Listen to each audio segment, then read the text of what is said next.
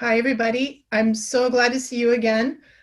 Today, I'm super thrilled to bring you another beautiful guest, Sarah Seidelmann. And she is a woman of medicine and also a medicine woman. So Sarah's a I should say Dr. Sarah Seidelmann. She's a fourth generation physician and has practiced as a board certified physician, specializing in surgical pathology, which is just so amazing. And um, then, somewhere along the line in her medical career, she felt a strong pull to do transformational work and be super creative again. So she took a time out to rediscover herself. And during the sabbatical, she reconnected with her amazing creative side, her curious mind, and discovered shamanism and learned to be a life coach.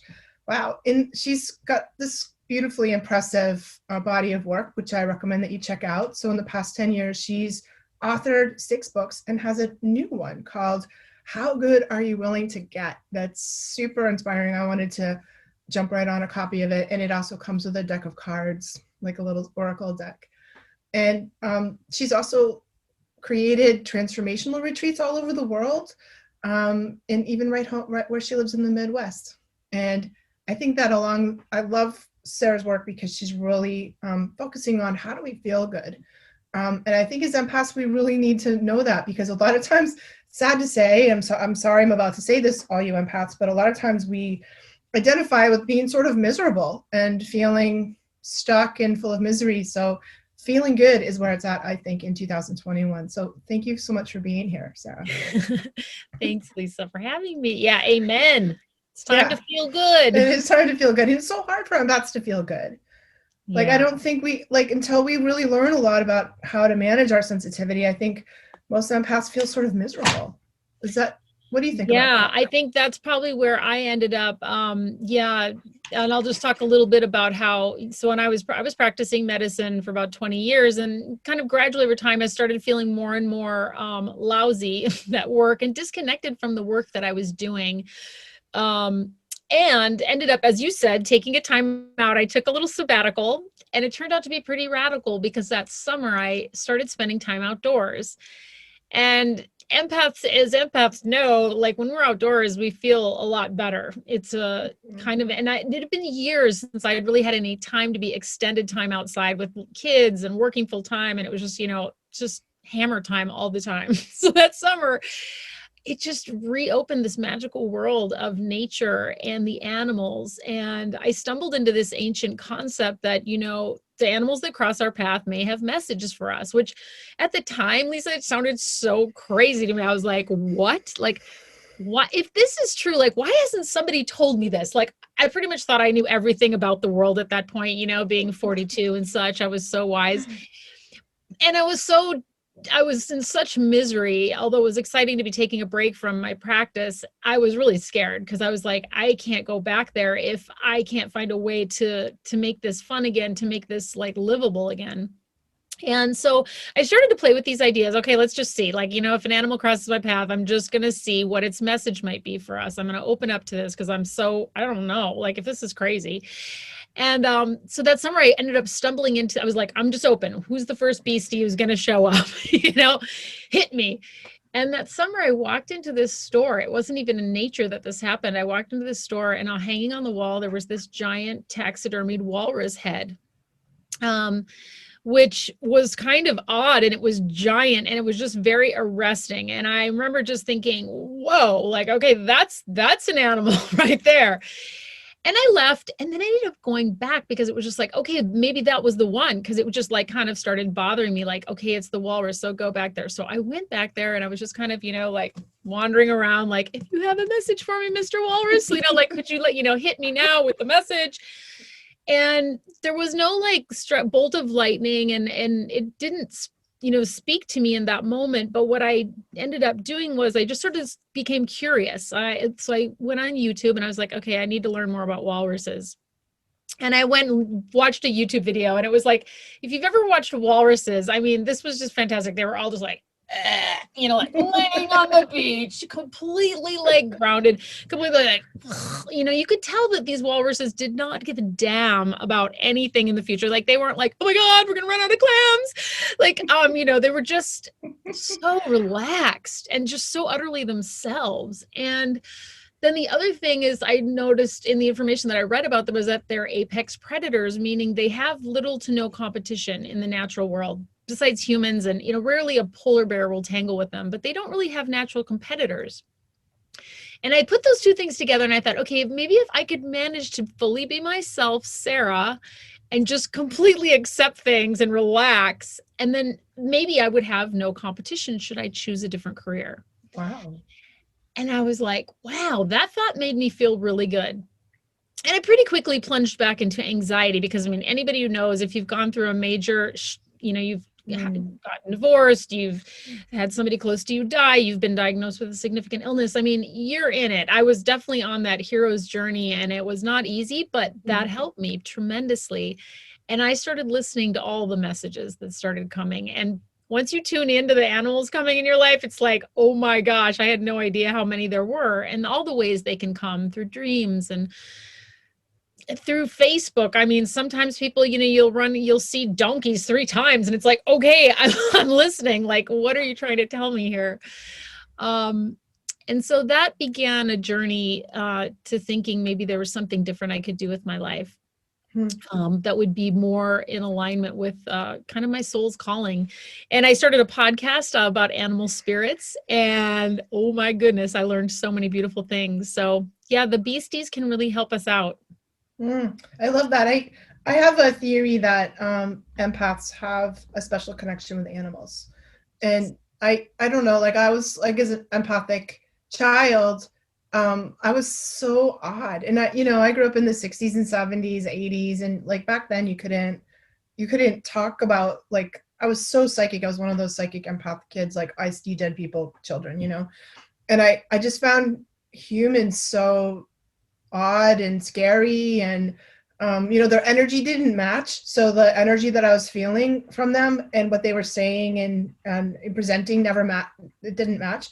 But what I noticed about animals is it always matches. It's like what you see is what you get, with an animal. There's no lying or prevaricating or hiding. It's like they have total energetic congruity. And I found that as a sensitive child super relaxing. So I was a horsey girl, and cats and horses and stuff. And I felt like even when I was little, I learned how to sort of empathically understand what was going on with an animal, to read an animal's energy. And to me, animals have, like, I call them thought feelings. They're like a combination of a thought and a feeling together that, like, sort of simple thoughts and intense feelings that seem so much, I don't know, easier to deal with than how tricksy people are. Yeah, for sure. I completely agree. I think animals, they possess this. Well, first of all, they possess this presence. They're just vibrating who they are, as you said, without pretense, without game playing, with, some of them probably do play games in order to survive and thrive. Like there are natural thespians in the in the wild world, which is pretty interesting too. Yeah.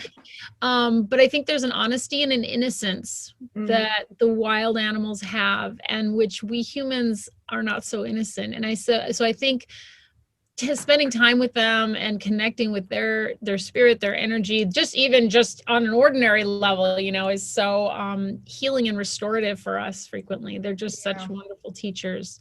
I know, I think that, and they sort of love us unconditionally, they don't care if you gain 20 pounds during COVID, or like that you're, not as young as you used to be, or whatever. Like they have, like, whatever's going on in our lives. And most of my animal are domestic animals, that I feel like empaths really have a craving and a need. Maybe, of course, all of us do, for that unconditional love and affection that we so often don't get. For sure. I know as a kid, I never had pets. I desperately begged for them all the time, but my mom was allergic. And I begged for a horse, I begged for a puppy, all these things, but I never did. And I always wanted to be a veterinarian, which is really funny. But I was terrified of actual dogs and things like that, because as a child, like I've been chased by them. So I ended up going into, human medicine instead, which, is kind of interesting. But I think that craving, that craving to be more with like, I remember, what was it? Marlon Perkins, that marvelous show Call of Oh the Wild, yeah. or Yeah, of I'm not going to even, course. but that was like my Yeah. favorite show. And I think it was just like, wow, like how riveting to watch. I mean, like I think of Jaguar, it's like these cats, they're so present, and it's like they've taught me so much about how to sit with my clients, for example, when we were just talking before we hopped on about what it's like to be an empath, and when you're sitting with a client or a friend, anyone who's going through something really difficult or really painful, and as empaths, there's this temptation to jump in and join them in their, like, so if you're sad, I'm sad. If you're terrified and devastated, then I become terrified and devastated. However, it's not a very powerful place from which to sit and be with somebody. And it's much more powerful, to, like, I like to think of stepping into that jaguar space, because it's just like jaguar is just watching, it's just present, and it's just full of love and compassion. And I don't need to have in our culture, I think that sounds cold, or that sounds, but really, if I become, terrified and devastated, then we're both in a mess. Like nobody can, I can't be of much assistance. It doesn't Right. mean like we always have to be that way. Obviously, sometimes we fall apart too. We're all humans.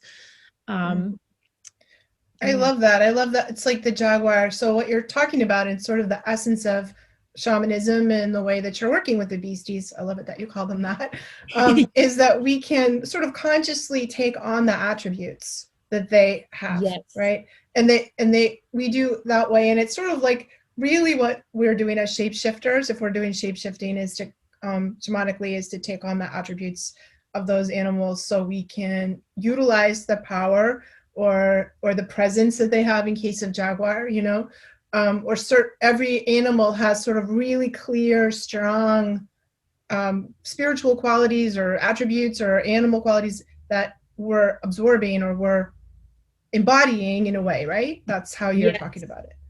Exactly. In shamanic work, we say like the spirit animals share with us the love and compassion of the universe, and they have their own they have their own unique signature qualities, which each of us will experience differently. So if you were working with jaguar and I was, we might have different ways that we sense them. But that's why it's so powerful to discover, like, for example, who your personal spirit animal, or I like to call them, who your core beastie is. Because when we begin to kind of learn how that particular beastie thrives, how they take care of their families, how they like to comport themselves in their life, we can start to do that a little bit ourselves. And suddenly we find ourselves, like thriving more in life and That's more so cool. empowered, and also confident in the way we do things is perfect for us, instead of fighting our own natural tendencies, our own natural way of being. That's so cool. I have a weird jaguar confession. I don't think I've ever really told anybody this. Can I tell you something funny Sure. about? Okay, so when I was in my 20s, and this is when I was studying with a shaman. I was like, my early training as a psychic was shamanism.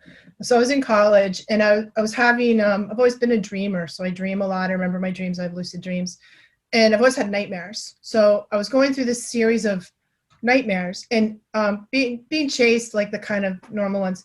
And one day in my dream, I was like, I got to get away. I couldn't run fast enough. And I put my hands down on the ground, and I like transformed in the dream to a jaguar. And it was, and I loved it. And then for years afterwards, I would be able to do that if I was stuck in a dream, and I would feel the power of that and feel like I'd be like, okay, that's what I can do to get away, or that's what I can do to turn around and fight. And it was such a powerful and fun way to do that. And then sometimes I would wake up and I'd be like, am I human? What am I? Like, when it'd take me a Yeah. little while to find my humanness again. I haven't done it in years, but that was a cool experience. Yeah, what a beautiful example of that, well, we would say that would be like, or I would say that's, yeah, the cat just empowered you to, yeah, take on its essence and yeah, find your compassion for yourself and get out, you know, or whatever you needed to do to move on and not be stuck. Yeah. Yeah, it Yeah. was really good. I think it was a phase of my life where I was looking to find power, you know, to be empowered. Yeah. And it was a really important part of that for me. When I had left medicine and I was just sharing that, you know, that story, I said, you know, over time I became curious, like, well, who is my animal? Like, I knew I'd met the walrus and I'd met all these other kind of animals along the way, but it was like I started realizing, oh, I need to find out who my spirit animal is, my core beastie. And so I took this shamanic journey, which for those of you who are listening, it's just, you know, listening to a particular drum beat that helps you go shift from, you know, into the theta brainwave zone, which is sort of our dreaming place. So it's sort of that betwixt in between place. And then I had this encounter with this beautiful mother bear who I was like, oh, I'm so scared. I don't know. You know, like I have to put my kids through college. Like I had all these money fears and all this kind of stuff. And she was just like, she just rubbed my back and she was like, you know where you're going? It's just down the hill over there. And like, all you need to do is just enjoy the journey, which sort of sounds like a platitude, but what I can tell you is that I just felt so much love and so much compassion from her. And it was such a relief. And I remember coming out of that journey going like, I don't know if this is make-believe or if this is real, but I just feel like 1000% better. And I just decided as a scientist, I was like, you know, this would be in the DSM-3, you know, like you're talking to animals. Yeah. I mean, you know, we could lock you up for this, you know, and get a 72-hour hold on you. But I was like, I don't know, this seems weird, but it's making me feel so good that I'm going to just go with it because I don't know what to think. But so I just kept returning to visit with her. And over time, I became more courageous and more full of that power and love and compassion for myself, for other people, and eventually found my way out of leaving medicine. And yeah, so for those of you who are listening, empaths in general, it can be such a powerful practice to have a spirit animal that you work with, because you can get into moments where maybe an emotion is overwhelming. You're working with a client or you have an encounter or something, and you can, you know, if you're on good terms with your spirit animal, you can call them to be with you, almost like how you called them into your dreams. Yeah. It's a practical, this may all sound like what, but this is very practical. Like in the shamanic world, like if I'm walking down the street and I sense there's like maybe not such a good element and it's dark and I'm a little bit scared or something like that, I will call upon my spirit animals. And it's funny, sometimes I'll watch people like give me wide berth and like walk around. It's really interesting. So anyway, cool. I think they can be really powerful, especially for empaths, because we can feel, as we're learning about our magical superpowers of sensitivity, we can feel unsafe. We can feel overwhelmed, you know, by the emotions of another person. So as you're kind of getting that mastery of like how to take care of yourself, how to negotiate different situations in the world, a spirit animal can be a marvelous companion. And there's a link on or if you subscribe on my website, you'll get a download to a shamanic journey where you can, I'll drum for you and you can have the opportunity to connect. And it's just so magical. I wish everybody could have that connection. Yeah, I hope everybody can. That I think everyone who's listening should do that, because it's always been a powerful part of my life. And I have strange things with hawks. I have hawk in my totem, and hawks just do the weirdest things around me. Like, you know, I live in New England, so there's a lot of red-tailed hawks here, and I come out and there's one sitting on my car, on the roof of my car, or that, you know, they just land. I was walking in the snow once with my dog in the winter, and a hawk dropped a red cardinal in the snow right in front of me. Whoa. I know. And I was like, oh my God. And it was so dramatic because there was red feathers all over the snow. And I was like, oh, am I the hawk or am I the cardinal? I think I'm the cardinal. I'm like, and I was like, what's going to happen? You know, I was trying to figure out what it all meant. And then it you know, transpired. I understood in a few weeks what that was all about, but yeah, sometimes powerful. We don't immediately understand. Sometimes I always just tell people like, yeah, stay open and just be curious. Sometimes later the message kind of unfolds. I love that for you, because it's like, oh, I always think of cardinal. A lot of people associate, who will, you know, talk to me, associate cardinals with being visited by relatives who are Yes. no longer living on earth. Right. And I always just think that's so sweet. And so for you, for a psychic who maybe works with, channeling those voices, like an interesting. It was interesting. Yeah. Yeah. So you said something about maybe being able to pull a card for us. Oh, What do yes. you think about that? I think let's we could have a message, right? Yeah. Let's pull a card from the deck, and then let's set the intention that we pull one with an animal. Some of these have animals on them too. So, and then we can look it up in the Book of Beasties as well as get the message. So I'm just going to pull the first one that has an animal on it. So the message is lighten up, which, oh my goodness, I need this message frequently.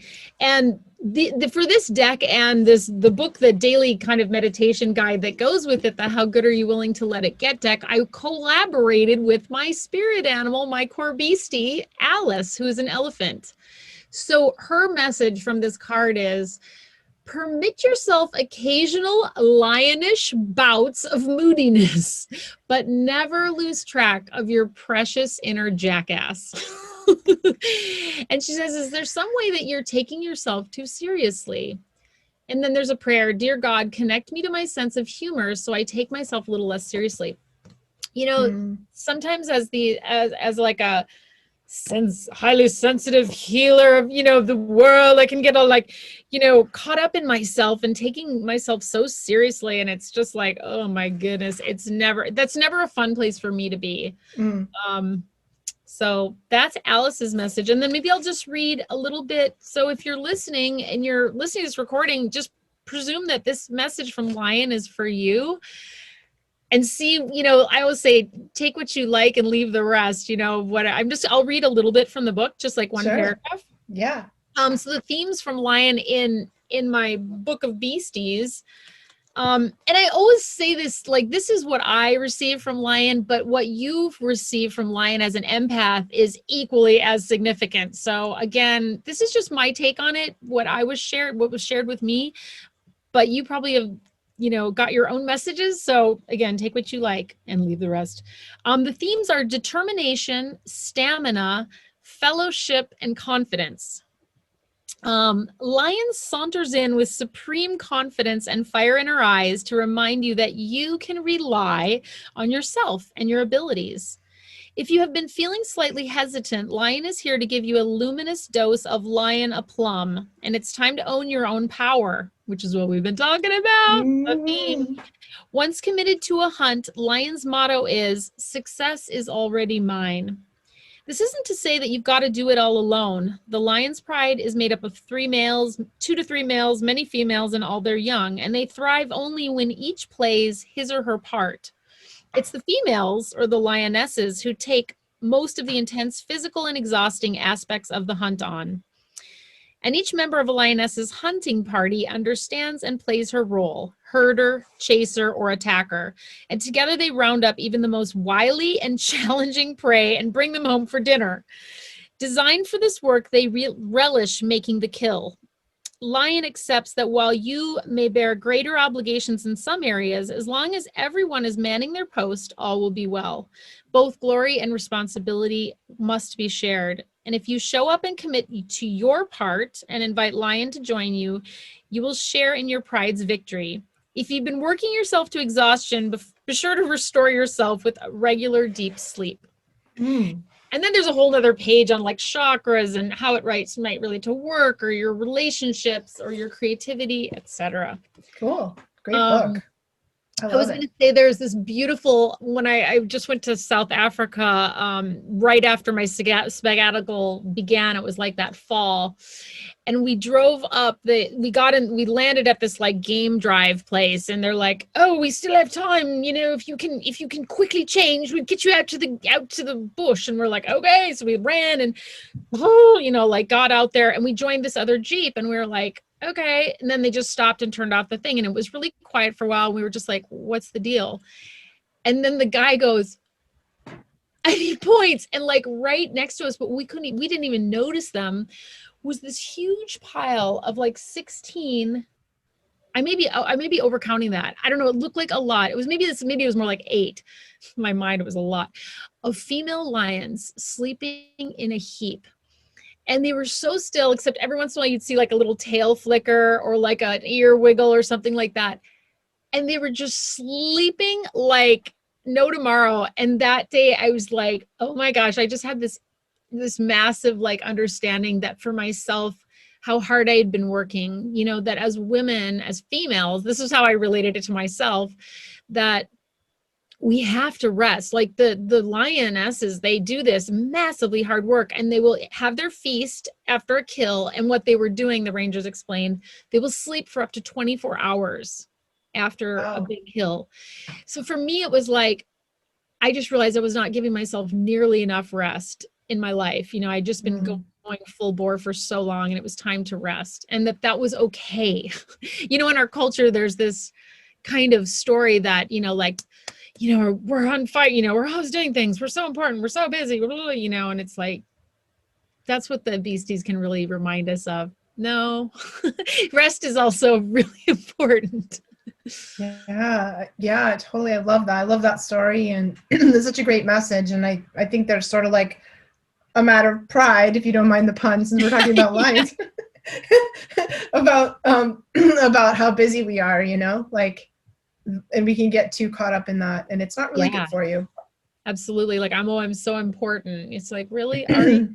That's another thing. The Beasties will humble you and just remind you, we have our small part to play, just like everybody else, you know?